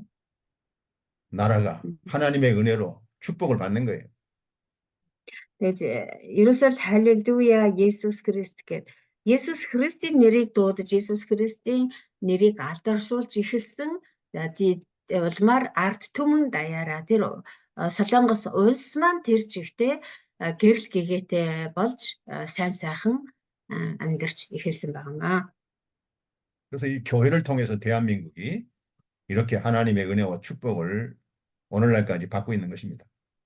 Ингэж одоо чуулганаар дамжуулан манай солонгосчууд солонгос улс орон бурхны ивэлний бүслийг өнөөдрийг хүртэл эдэлсээр байгаа.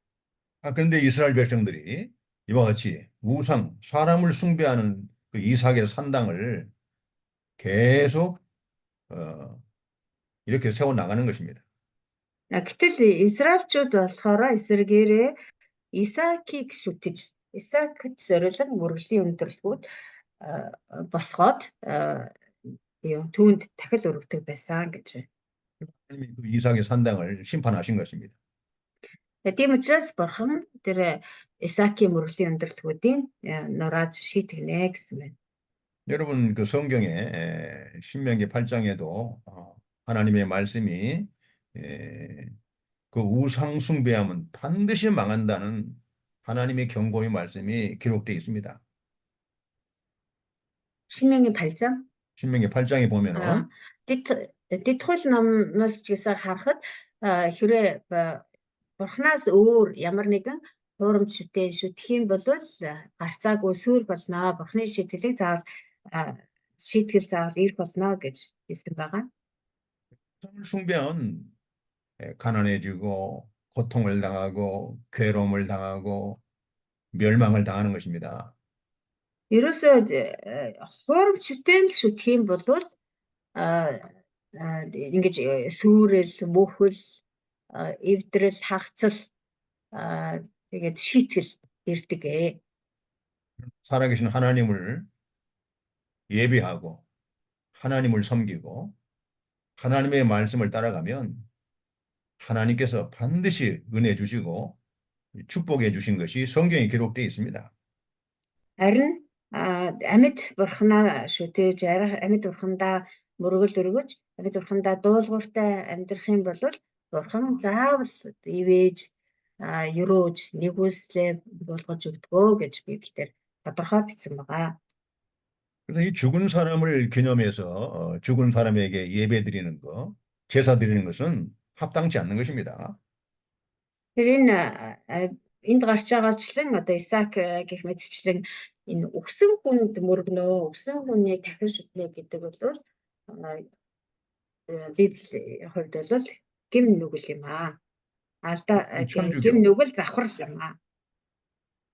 천주교는 이 죽은 사람을 성인으로 숭배하는데 동정녀 마리아를 하나님의 중보자 위치에 올려놓고 숭배합니다. Католикчуудыг бид нар мэднэ те католикчууд болохоор хүнийг дахин шүтдэг байгаа. Хамгийн тод жишээ нь бол нөгөө ариун Мариа те Есүсийн ээжийг бурхан мэт дахин шүтдэг байгаа.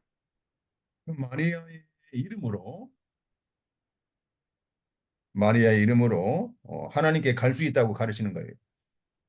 Тэгээ хүмүүст зааж сургахдаа Мариагийн нэрээр залбирч Мариагийн нэрээр бурхан дээр очиж бурхантай уулзч болно гэж заадаг.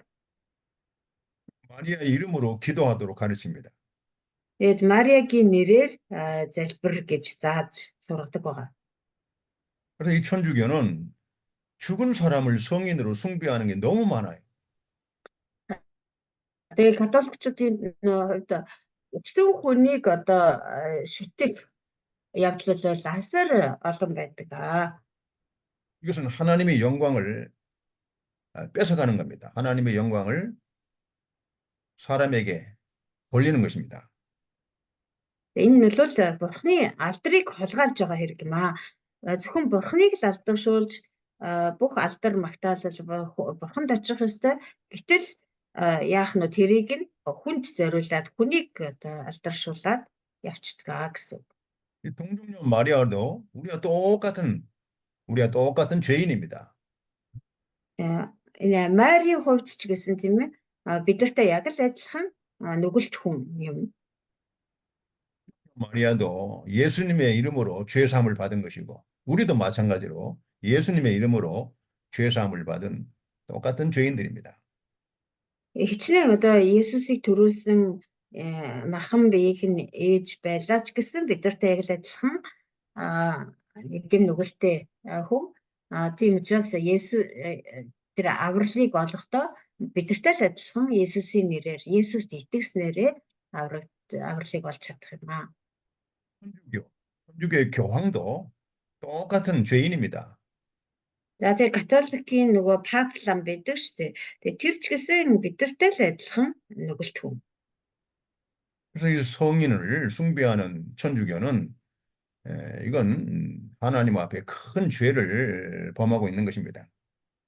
Тэгэхээр ингэж одоо нөгөө хүмүүсийг тэр одоо түүхэн хүмүүсийг одоо тэр гигантын энэ гигантын ч гэдэг юм одоо гиген Мар, гиген Петр, гиген одоо Иохан ч гэдэг юм одоо тэгж нэрлэдэг шүү дээ нэг католикчууд чинь.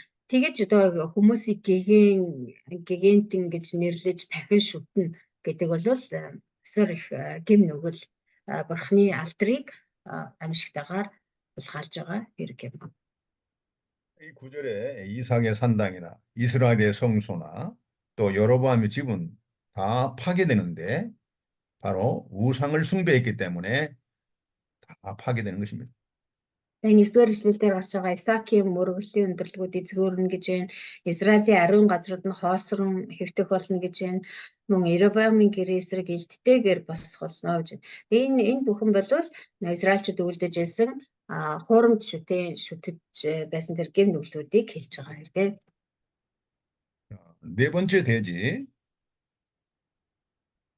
За дөрөв дэх хэсэг нь 제사장 아마샤가 왕에게 아모스를 반역자로 고발합니다. тархилч Амосыг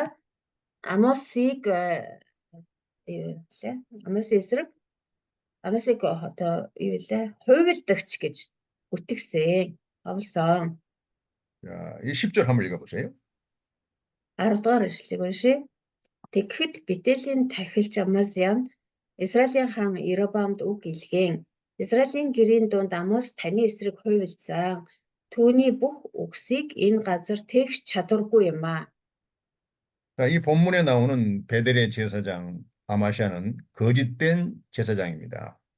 За энд гарч байгаа Бэтэлийн тархилч Амасия гэдэг нь бол хуурамч иш үзүүлэгч. 자, 이 제사장과 선지자는 다 같이 하나님의 일을 위해서 일하는 사람들입니다. За ер нь бол тархилч иш үзүүлэгч гэх мэт хүмүүс бол бүгдээрээ адилхан хамтдаа бурханд үйлчлдэг хүмүүс байгаа. 그렇기 때문에 서로 나라가 달라고 이렇게 서로 신분이 달라도 서로 협력해서 하나님의 일을 잘 해야 됩니다. Хэдийгээр одоо улс орн нь юм уу газар нутг нь өөр байлаач гэсэн эсвэл бол нэг нь тархилч нэг нь иш үзүүлэгч гэдэг одоо нөгөө хэрэгэм зэрэг алтан тушаал нь өөр байлаач гэсэн хамтдаа адилхан бурханд үйлчлэх зорилготой тийм хүмүүс учраас хамтарч ажиллах хэрэгтэй. 지금 우리가 몽골에 있는 하나님의 일꾼들이나 또 한국에 있는 하나님의 일꾼들이나 다 하나님의 일을 위해서 하나님의 세우신 직분자들입니다. Монголд үйлчилж байгаа та нарч бай, Солонгост үйлчилж байгаа бид нарч бай, ялгаагүй бүгдээрээ бурхан өөрийнхөө ажлыг хийхийн тулд томилсон, илгээсэн бурханы ажилчид байгаа. 우리는 하나님의 일을 위해서 세움받은 일꾼들이에요. Бид нэр бол Бурхны ажлыг хийхийн тулд томилогдсон ажилчид юм аа. Бурхны ажилчид. 서로 협력하고 도와주어서 하나님의 일이 잘 되도록 해야 됩니다. Тийм учраас бие биендээ тусалж хамтарч ажиллан Бурхны ажлыг сайн гүйцэтгэх хэрэгтэй, сайн хийх хэрэгтэй. 근데 베델의 제사장 아마샤는 아모스 선지자를 여로보암 왕에게 반역죄를 짓고 있다고 고발을 합니다. Гэтэл энд болохоор энэ Бетелийн тахилч Амос иш үзүүлэгчийн эсрэг гүтгэлэг явуулсан байгаа. Хаандаа очоод Амос таны эсрэг хувилсан, тэрэл урвагчаа гэж итгэсэн. 자, 11절을 한번 읽어보세요. 11 дэршлэл. Учир нь Амос ийхүү хэлж байна. Иробам илдээр үхэн Израиль гарцаагүй өөрийн нутгаас цөллөгт явах болно гэсэн. 11절 내용도 제사장 아마샤가 아모스 선지자를 고발하는 내용입니다. Энэ 11 дээр ишлэнж гэсэн нөгөө хэн Амасиягийн хаанд мэдүүлж байгаа тэр худалд мэдүүлэг ийм үргэлжлэл нь байна. 이것은 이스라엘 나라가 하나님의 말씀을 불순종하고 거역함으로 하나님이 심판하겠다는 내용인데 이것이 반역죄라는 것입니다. Уул нь бол энэ нь бас худлаач үг биш тийм ээ. Энэ Иробам илдээр үхнийг гэдэг нь Израилийн хаан Иробам. Тэгэхээр Израиль энэ гин нүгэл үйлдсэн учраас гарцаагүй бурхан тэдрийг шийтгэх болно. Энэ бол үнэн. Гэтэл энэ бурханы үннийг нөгөө тахилч Амасия хаан дээр очоод Амосын эсрэг гүтгэлэг болгоод таны эсрэг ингэж хуйлдаан явуулж байна гэдэг гүтгэлэг юм шигээр ингэж худлаах болсон байна. 12절 읽으세요. 12 дөрвөлөл. Дараа нь Амасия Амост яв үзвэрчээ. Юдагийн нутаг руу зугтаж тэнд талах идэж тэнд иш үзүүлэхээ үзүүл. 13절. 13 харин цаашид Бетелд бүү иш үзүүл. Учир нь энэ газар нь хааны ариун газар дээдсийн өргөө гэж хэлсэн. 자, 이것은 아마샤 제사장이 아모스 선지자에게 이렇게 핍박을 하고 이스라엘 나라를 떠나서 남유다로 도망가라는 것입니다. Тэгэхээр нөгөө Амасия Амосыг дарамталж хөөж байгааг эндээс харж байна. Амос болохоор хойд Израилийн Иробамд очоод ингээд иш үзүүлээд хэлсэн байгаа. Тэгтэл Амасия болохоор Амосыг чи яваа тэр өмнөд Юда руу яв. Тэнд л очиж тэндээ иш үзүүл харин дахиж Бетелд буюу хойд Израильд битгий иш үзүүлээ гэж хөөсөн. 아모스 선지자에게 북이스라엘에서 더 이상 애언 활동을 하지 말고 남유다로 도망가라는 것입니다. Иш үзүүлэгч Амосыг чи хойд Израильд одоо цаашдаа иш үзүүлж болохгүй. Харин өмнөд Юда руу яв зугтах гэж хэлсэн. 이것은 참된 아모스 선지자를 핍박해서 쫓아내려고 하는 악한 계획입니다. Тэгэхээр энэ бол ерөөсөө яг жинхэнэ иш үзүүлэгч тэр Амосын одоо үгийг сонсохгүй гэсэндээ түүнийг хөөж явуулж байгаа муу ёрсны ажил юм аа. 어느 시대고 이 거짓 선지자는 하나님의 참된 선지자를 핍박합니다. Ямар ч цаг үед ер нь энэ хуурамч иш үзүүлэгчид Бурхны жинхэнэ иш үзүүлэгчдийг ингэж хөөж дарамталж байдаг. 그리고 하나님의 말씀을 전하지 못하도록 방해하고 핍박을 합니다. 해방합니다. Тэгээ яг Бурхны жинхэнэ үнэн үгийг тунхаглуулахгүй тулд байнга одоо дарамталж ажилд нь саад болж идэг.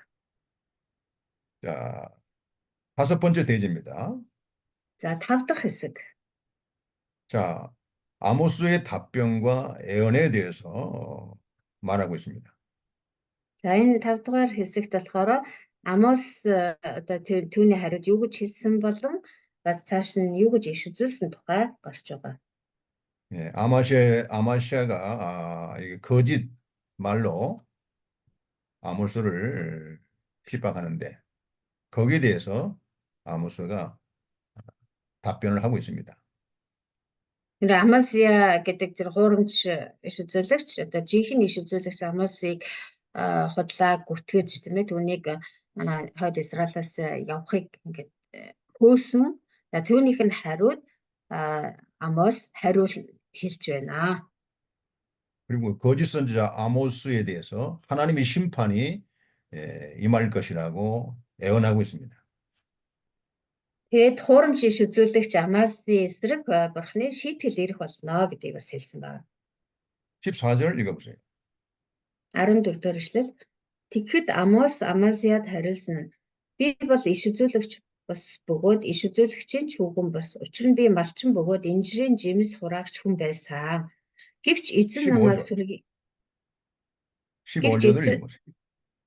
Гэвч эзэн намайг сүргийн араас аваад миний ард түмэн Израиль руу очиод иш үзүүл гэж эзэн надад айлцсан. 자, 아마시아에 대해서 아모스가 자신의 그 출신 배경을 말하고 있습니다.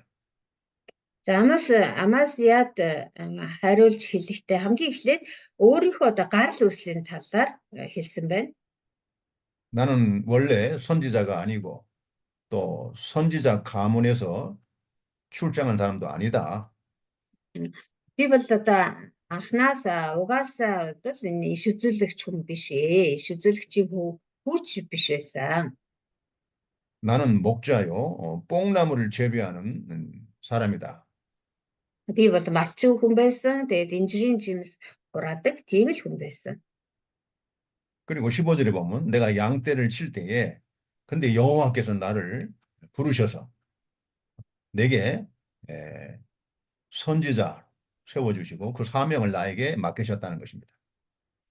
Гэтэл яасан бэ гэхээр 15 дахь эшлэлээр эзэн намайг одоо хонио хариулаад явж итэл намайг тэндээс одоо дуудаад чи одоо миний ард түмэнд очиж иш үзүүл гэж одоо намайг иш үзүүлэгчээр тамилсан.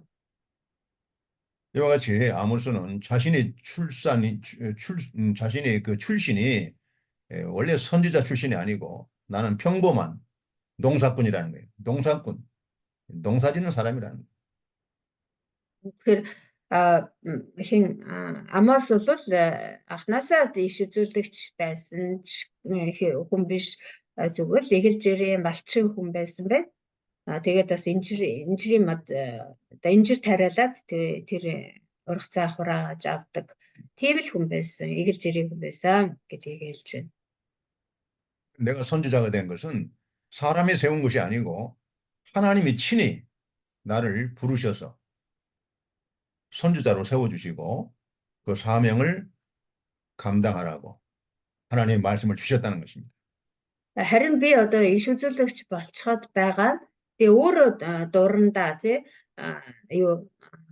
иш үзүүлэгч болцсон юм бишээ. Би зүгээр л эгэлжирийн малчин хүн байж идэл бурхан өөрөө намайг тэр сүргийн бэлчээрээс дуудаад чи ингэж иш үзүүлээ. Би чамайг иш үзүүлэгч боллоо гэд ингэж томилсон. Тэгэхээр миний иш үзүүлэгчийн хэрэгэм цол бол би өөрөө одоо болчихсон биш. Бурханаар надад ирсэн зүйл юм аа. Бурханаас ирсэн зүйл юм аа. 자기가 비천한 농부 출신이지만 전혀 부끄러워하지 않았습니다. 그리고 솔직하게 자신이 농부 출신이라는 것을 밝혔습니다. Тэгээ Амос бол одоо анхнаасаа иш үзүүлэгч байгаагүй жирийн малчин байсан тэрээс ерөөсөө ичээгүй харин ч одоо өөрөө түүнийг яг үнээр хүлээн зөвшөөрч өөрийнхөө амаар илчилж хэлсэн байна. Тийм би одоо анхнаасаа иш үзүүлэгч биш байсан. Би жирийн малчин хүн байсан гэдгийг. 그런데 하나님께서 나를 부르셔서 나에게 선지자의 사명을 주셨고, 그래서 내가 하나님의 명령대로 지금 하나님의 말씀을 전하고 있다는 것입니다. За харин бурхан өөрөө намайг одоо малаа хариуллал жирийн амьдраад явж байхад дуудаад өөрийнхөө үгийг бидэд тунхаглуулахаар ингээд намайг томилсон. Тийм болохоор миний ярьж хэлж байгаа, хийж байгаа бүхэн бол бүгд бурханы хийж явж байгаа 하나님의 зүйл юм аа гэж 선지자는 хэлсэн. 하나님이 세우십니다. Тэгэхээр бурханы иш үзүүлэгчийг бол бурхан өөрөө л томилдог. 하나님의 일꾼은 하나님이 세우시는 거예요. бурханы ажилчдыг бол бурхан өөрөө л томилдог юм аа. 여러분들이 하나님의 일꾼 된 것은 하나님의 허락으로 하나님이 은혜로 세워주신 겁니다. Та нар ч гэсэн бурханы ажилчид болцоход байгаа нь бурханы зөвшөөрлөөр бурханы томилсноор болцоход байгаа хэрэг юм аа. 여러분들이 다 출신 배경이 다 다르지만 그 타 출신 нарын 배경이 중요한 게 아닙니다. та 누가 세웠 нарын 그게 중요한 거예요. та нарын одоо гарал үүсэл нийгмийн гарал ухсаа чинь ямар байх нь хамаагүй бүгдээрээ л өөр өөр гарал үүсэлтэй хүмүүс байгаа тийм ээ. Тэгэхдээ тэр нь бол ерөөсөө чухал биш. Хамгийн гол нь бурхан өөрөө томилсон уу үгүй юу гэдэг нь чухал юм. 16절, 17절 한번 읽어보세요. 16 17 уншия. Одоо эзний үгийг сонс. Чи Израилийн эсрэг бүү иш үзвэл Исаакийн гэрийн эсрэг бүү урсгах гэж чи хэлж байна. Тийм учраас эзэн ийхүү айлдаж байна. Чиний ихнэр хотод янхан болж, чиний өвгүүд охид элдэнд унаж, чиний газрыг хэмжүүрээр хувааж, чи өөрөө бозар шороон дээр өгөх болно. Түгэрч барахгүй Израиль нь гарцаагүй өөрийн нутгаасаа цөлөгдөн явах болно гэв. 네, 이 본문은 하나님의 말씀을 전하지 못하게 하는 그 아마샤에게 하나님의 징벌이 어떻게 임하는지를 구체적으로 예언하고 있습니다. За энэ 16 17 дугаар ишлэл дээр одоо бурхны тэр үгийг тунхаглуулахгүй хөөж туугаад бурхны ажлыг хийхэд нь саад болж байгаа энэ хуурамч иш үзүүлэгч Амазиягийн дээр бурхны шийтгэл яаж ирэх вэ? Бурхан түүнийг яаж шийтгэх вэ гэдгийг өгүүлсэн ишлэл байна. 이 아마시아에 대해서 하나님의 징벌이 첫째로 네 아내는 창녀가 될 것이라고 합니다. Амазиягийн эсрэг бурхан ямар одоо яаж шийтгэлийг болгосон бэ гэхээр нэгдүгээрт нь түүний эхнэрийг хотод янхан болно гэсэн байна. 내 자녀는 칼에 죽을 것이라고 말합니다. Хүүхдүүд нь элдэнд унаа гэсэн байна. Элдэнд үхнэ. 또 내 땅은 다 없어진다는 것입니다. Чиний газрыг хэмжүүрээр хувааж авнаа. Өөрөөр хэлбэл чи газаргүй болно. 그리고 아마시아는 더러운 이방 땅에 끌려가서 죽을 것이라고 말합니다. Харин чи өөрөө бузар шорон дээр өгөх болно гэдэг нь болохоор одоо бузар гэдэг нь харь үндэснүүдийг хэлж байгаа. Тэгээ харь үндэсний нутагт олцлогдож очиод өгөх болно. 그리고 이스라엘은 반드시 사로잡혀 이방 땅에서 종이 될 것이라고 말하고 있습니다. Түүгээр жарахгүй Израильчууд нутгаасаа цөлөгдөж харийн нутагт очиж болцдог болно. 이와 같이 하나님의 참된 선지자를 핍박하고 하나님의 일을 회방하게 되면 하나님이 이렇게 무서운 징벌을 내리신다는 거예요. Тэгэхээр ингэж одоо бурхны жинхэнэ одоо ажилчин, жинхэнэ иш үзүүлэгчийг гүжирдэж, гүтгэж, хөөж, тууж бурхны ажлыг хийхэд нь саад учруулах юм бол бурхан ингэж аимшиг тагаар шийтгэдэг байна. 자, 오늘은 본문을 통해서 아모스와 아마샤의 이런 변론과 논쟁을 통해서 두 가지 교훈을 배워야 됩니다. 세 가지. Өнөөдрийн энэ 7 дугаар бүлэг болон Амосын үзсэн үзэгдлүүд мөн Амасия нарын одоо хооронд болсон маргаанаар дамжуулан бид нар 3 чухал сургамжийг авах хэрэгтэй.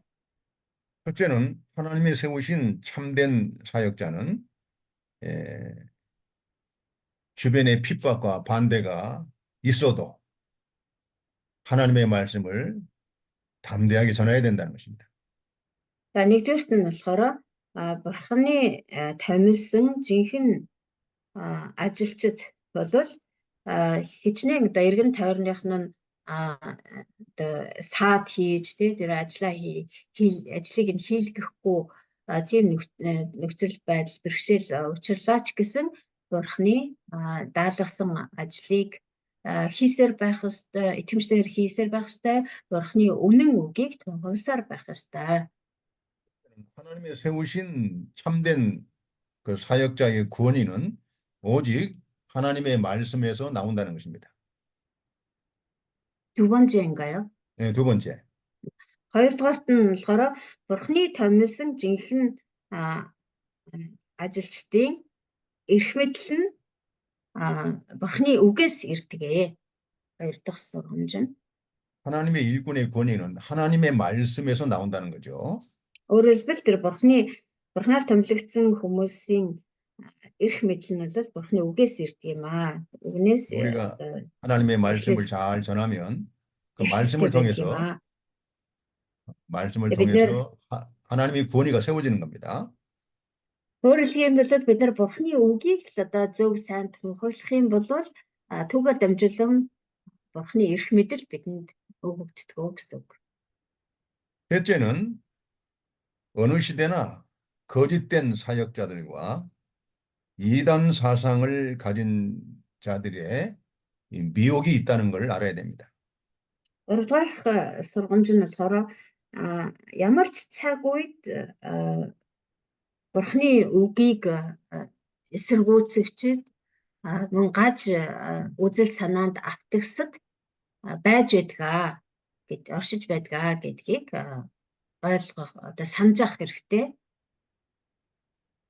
네, 그러니까 우리도 이 세 가지 교훈을 잘 깨달으시고 우리가 하나님의 세우신 그 일꾼들로서 하나님의 말씀을 잘 전파하는 그런 사명을 감당해야 될 것입니다. Тэгэхээр бид нэр ч гэсэн одоо энэ гурван сургамжийг сайдар санаж явах хэрэгтэй. Тэгээд бурхны бидэнд даалгаж өгсөн биднийг томилсон тэр ажил үргийг итгэмжтэйгээр биелүүлэх хэрэгтэй. 기도합시다. За залбирцгаая. 거룩하신 아버지 하나님 감사합니다. Ариун бурхан минь танд талархаж байна. 우리를 세우신 분은 하나님이십니다. Биднийг томилсон хүн бол та билээ. 하나님께서 우리를 세우신 증거는 우리가 하나님의 말씀을 잘 전파하는 것입니다. Та биднийг томилсон гэдгийн нотлохоо нь бол бид бурхан таны үгийг зөв сайн тунхаглах явдал юм аа. 주변에 핍박과 반대가 있을지라도 담대하게 하나님의 말씀을 잘 전파하게 해주시옵소서. Биднийг эсэргүүцэж биднийг хягаж хавчилаач гэсэн эзэн таны үгийг бид итгэмжтэйгээр сайн тунхаглахад туслаарай. 그리고 주변에 거짓된 사람들과 이단 사상들한테 미혹을 받지 않도록 하나님 은혜를 베풀어 주시옵소서. Тэгээ бас бидний эргэн тойронд байгаа хуурамч хүмүүс, хуурамч ажилчид болон гаж урсгалд автсан хүмүүст бид нар уруу татагдахгүй байхад туслаарай. 하나님이 주시는 권위를 가지고 우리가 하나님의 일을 잘 감당할 수 있도록 저희들을 인도해 주시옵소서. Бурхан таны өгсөн эрх мэдлэр таны даалгаж өгсөн ажлыг сайн хийж чадхад минь та удирдах өгөөрэй. 예수님의 이름으로 기도드리옵나이다. 아멘. 아멘. 네.